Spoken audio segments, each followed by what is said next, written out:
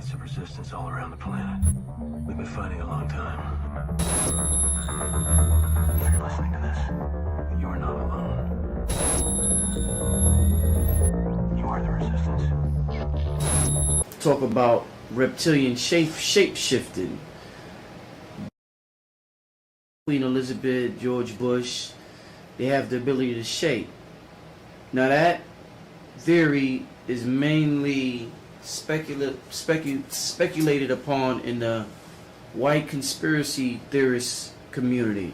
In the black community, we feel as though they can't shapeshift. How do you weigh in on the whole shape-shifting, reptilian debate that's circulating, whether it exists or not? Well, my 3 cents that I'll throw in is that there are shapeshifters. There have been shapeshifters on this planet since the time it was organized. And even when we go to the 5th dimension, which I want to end on with the sun thing, there'll still be shapeshifters. We did it. We did it, Joe. You're going to be the next president of the United States. A newly elected Joe Biden is moving tonight to set up his presidency.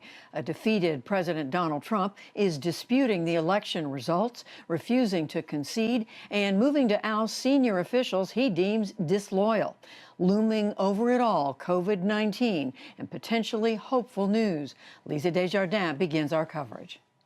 The first weekday since former Vice President Joe Biden was declared the election winner, and the new president-elect made it clear he is full steam ahead, establishing and holding a teleconference with his coronavirus task force, made up of well-known doctors and disease scientists. This group will advise on detailed plans built on a bedrock of science and to keep compassion, empathy, and care for every American at its core.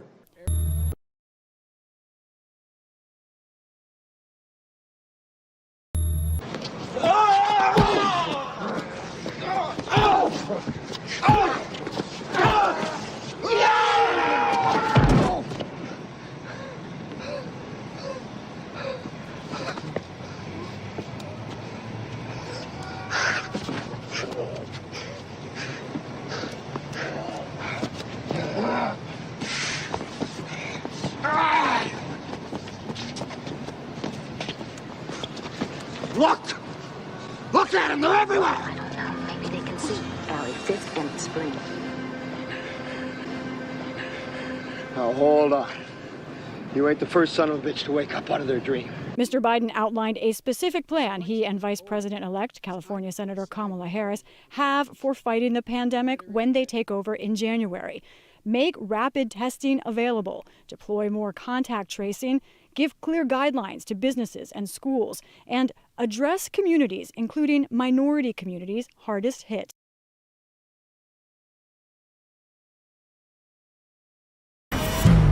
Anomaly detected. Armed guards will be arriving in 4 to 6 hours. You must not attempt to leave your home, or you will be shot on sight.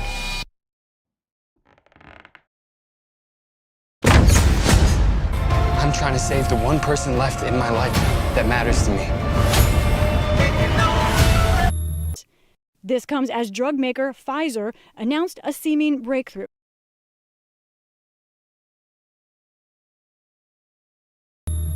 That its vaccine trial was more than 90% effective in preventing the disease.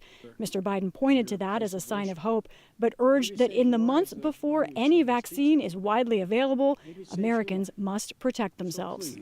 I implore you, wear a mask. Do it for yourself. Do it for your neighbor. A mask is not a political statement.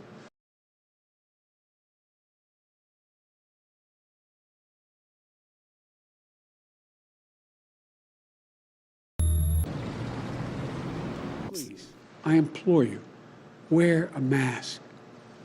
Do it for yourself. Do it for your neighbor. A mask is not a political statement.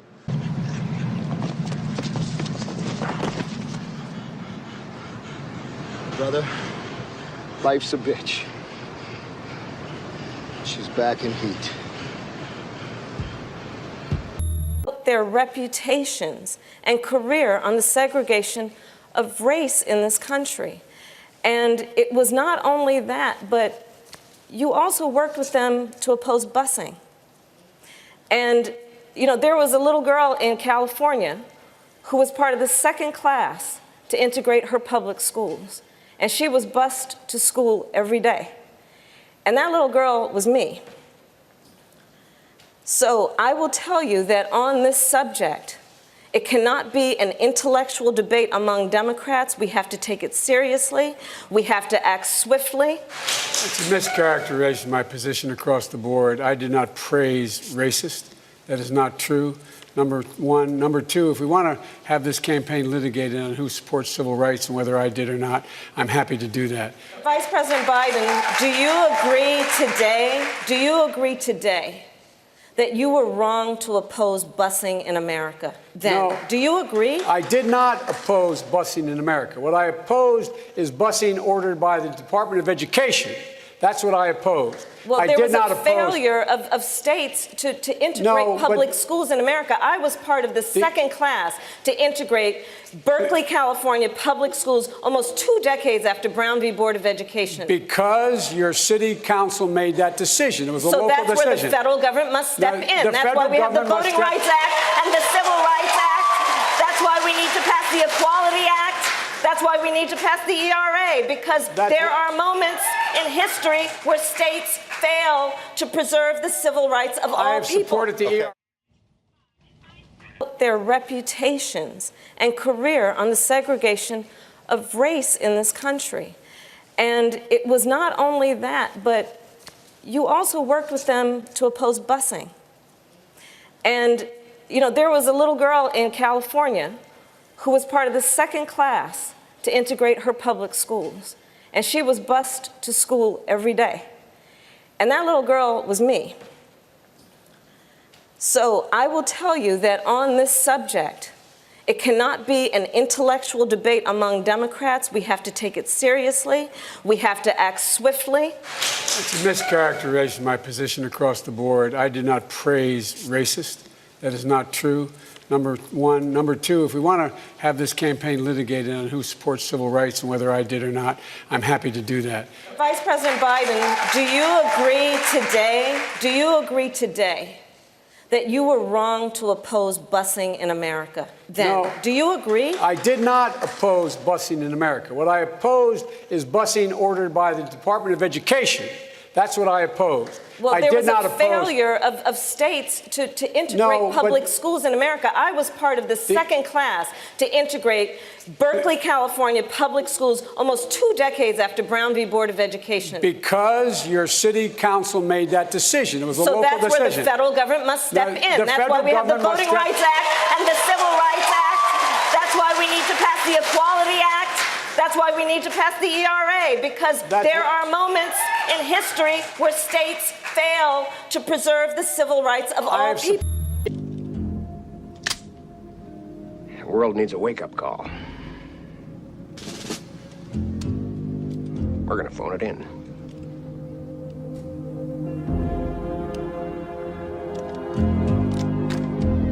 My understanding is that a lot of presidents have already been replaced. That's right. Yeah, I don't think they're walking around. They look old, but they basically some of the people are just I'll just second, give you third something copies. I'll give you something to ponder. Get some old videos of George Bush, when he first came into office. Look at the person and listen to him speak. Look at his actions and listen to everything that's there.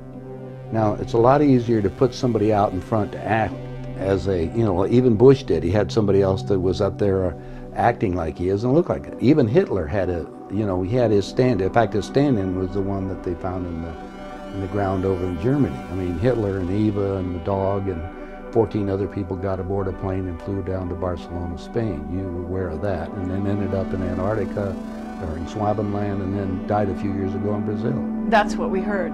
That's I have all the documents from our own government. Oh, you do? Okay. Yeah. Yeah, we have a contact, one of our Stalin contacts. Stalin asked for they tried to burn the body and he got the body back and he said, wait a minute, different ears and the testicles were different and everything else, so they knew it wasn't Hitler. But is it a clone or not? Oh, now you know we're going about cloning. There's two Trumps. Okay. The one in the red tie is the real one. The one in the blue tie is not. The one you saw last night after the victory was the blue But tie. is it a clone or not? Oh, now you know we're going about cloning. Cloning techniques, since 1938, they've been making clone people.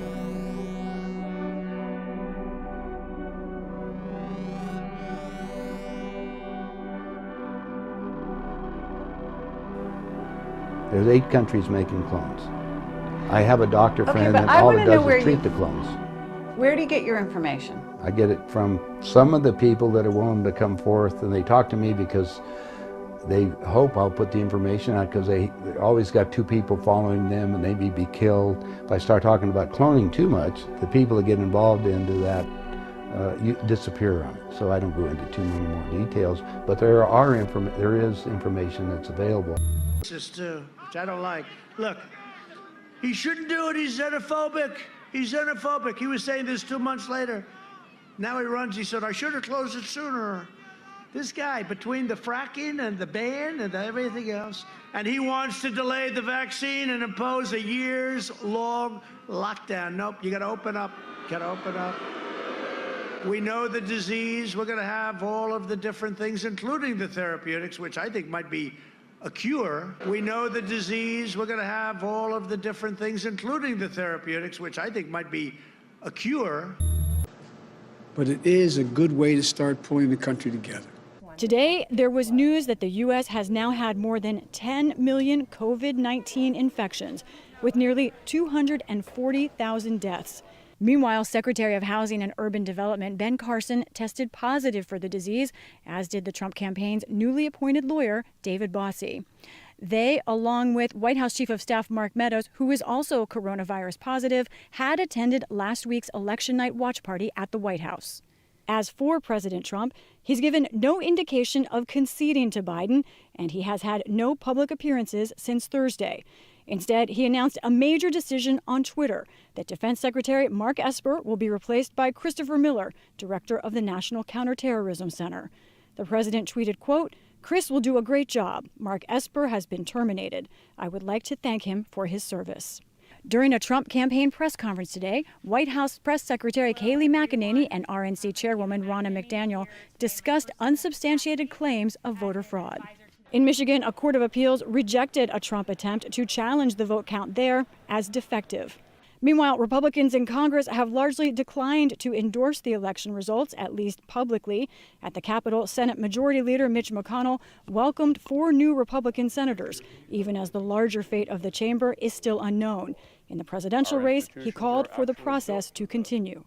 We have the system in place to consider concerns, and President Trump is 100% within his rights to look into allegations of irregularities and weigh his legal options.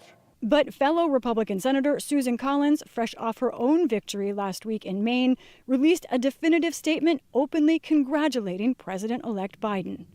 Then there are some like Senator Lindsey Graham on Fox yesterday. He urged a continued fight. If Republicans don't challenge and change the U.S. election system, there'll never be another Republican president elected again. President Trump should not concede. And Emily Murphy, administrator of the General Services Administration and a Trump appointee, has yet to ascertain that Mr. Biden has won the presidential election, potentially delaying the presidential transition. Some world leaders were quick to congratulate Mr. Biden and Senator Harris. Chancellor Angela Merkel of Germany.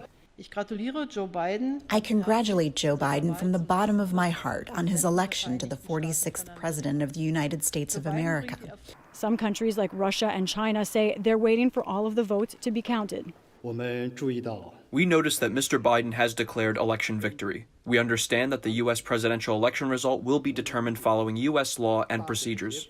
And as the Trump campaign lawsuits play out, the counting of remaining ballots continues, with voter turnout already hitting a 50-year high. The Associated Press has yet to announce a winner in Alaska, North Carolina, and Georgia. The Peach State is so close, it's heading to a recount. For the PBS NewsHour, I'm Lisa Desjardins. At what point does a delay hamper a smooth transition or pose a risk to national security? There will be a smooth transition to a second Trump administration.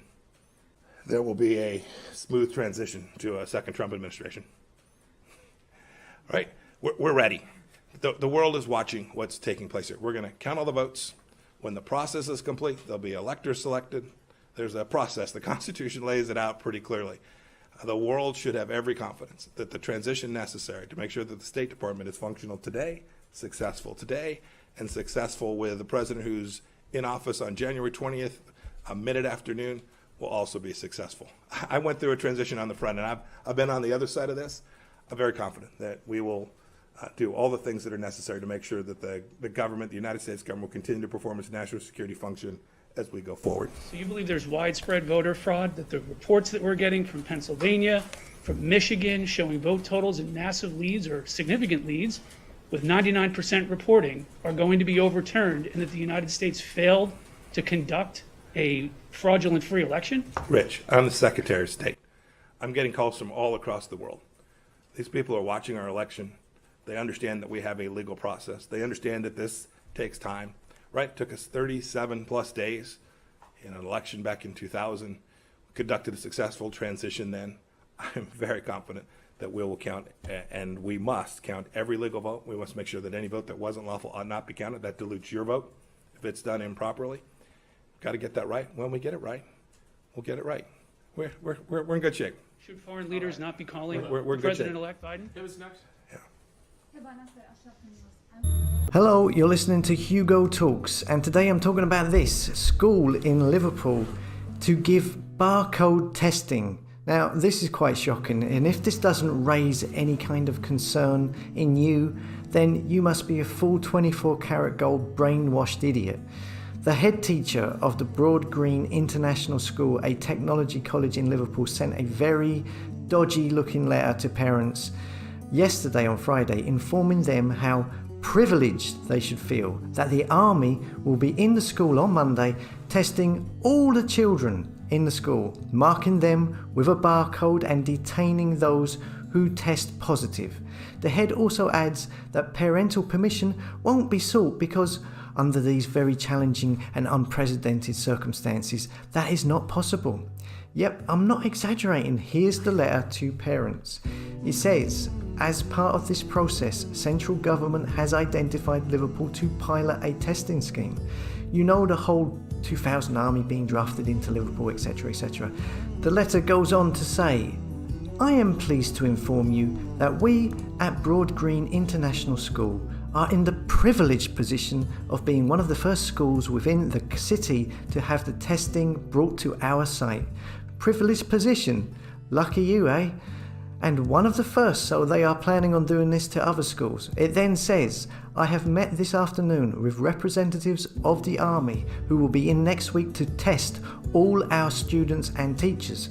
Each child will be identified with a unique barcode to ensure personal identification of test and subsequent. It then says, if positive results are received, the school will secure the individual concerned. Secure them? Where and how? You got to remember, these are kids in a school. They are as young as 11 years old. 11 to 19 years of age at that school. It says here, they are going to secure them in a self-isolation system that is being set up. And it gets worse. It then says, under normal circumstances, parental permission is sought for testing of children. However, under these very challenging and unprecedented circumstances, that is not possible. Therefore, we would ask that if you wish to exclude your child from the test, please do so in writing to me first thing on Monday morning. But it goes on to say, it is important that you and your child cooperate 100% with the system. Feckin' hell, what is going on here? So they're going to automatically test all kids in the school, 11-year-olds, 12-year-olds, 13-year-olds. They claim they don't legally need your permission. Your kid's going to get a barcode once it's tested. And if they are tested positive, they're going to be detained. Well, we really are slipping into a very dark, dystopian world of misery, aren't we? If I had a kid at this school, I would be taking them out of the school pronto. This I find possibly the most sinister thing so far I've come across reporting on all of this. I would imagine they are planning on rolling this out everywhere. This might be the most shocking and important story of COVID so far. 2,000 members of our military have arrived in Liverpool to test every single person living and working in Liverpool. An extraordinary story this evening that even I'm struggling to believe is real, but it is. 2,000 members of the army arrive in Liverpool to test every single person as the new key strategy of the government's approach to curing the COVID, slowing down infection, and getting back to normal life. They believe this is the way of doing it. Whether you like it or not, if you're in Liverpool, you're going to get tested to find out whether or not you have COVID-19. The obvious question one has to ask is, what happens if you're not compliant and you choose not to take the test? As far as I'm reading, that is not an option. They're using various approaches to find out whether or not you're positive and what's going on in the town. I guess this is their new way of ruling in and out every single possible option within Liverpool. They'll be using the University Hospital and LAMP testing. And if it's successful, they're going to roll this out across the entire country. So, this basically is the army now are being used to test people whether you want to be tested or not. You will not have a choice. Every single person will be tested in Liverpool. And if they roll this out across the UK, 66 million plus of us will also be tested within the next few weeks. This will begin next week in Liverpool. The only consolation is if you test positive and are forced to self-isolate for 2 weeks, you will get £500 from the government. Every day I read another story that leaves me speechless. 2,000 members of our military will enforce every single person being tested, traced and tracked in Liverpool as of later this week. Incredible times with the old Kung flu. There are pockets of resistance all around the planet. We've been fighting a long time. If you're listening to this, you are not alone. You are the resistance.